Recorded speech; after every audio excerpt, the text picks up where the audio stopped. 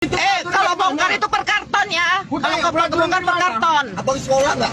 Ya, peraturan Ya main tangan. Viral video diduga preman pala sopir bongkar muat di Sumatera Utara, pelaku main tangan. Tengah beredar video yang memperlihatkan dua pria yang dinarasikan merupakan preman tengah memalak seorang warga yang sedang menurunkan barang dari mobilnya sendiri viral di media sosial. Video tersebut viral usai salah satunya diunggah oleh akun Instagram @medsoszone. Berdasarkan informasi yang dihimpun, kejadian tersebut terjadi di Jalan Perhubungan, Tembung, Deli Serdang. Dalam video tersebut, terlihat dua orang diduga preman memalak seorang warga yang merupakan sopir.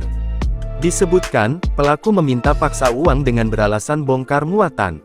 Keduanya pun terlibat adu mulut. turunkan 3 renceng bayar. Itu nggak bayar, Itu nggak peraturan dari mana? Itu nggak bongkar. Kalau bongkar itu per karton ya. Kalau bongkar per karton. Abang sekolah nggak?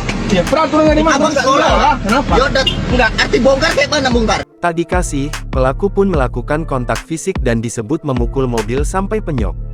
Sontak saja, unggahan tersebut pun kini mengundang berbagai komentar warganet.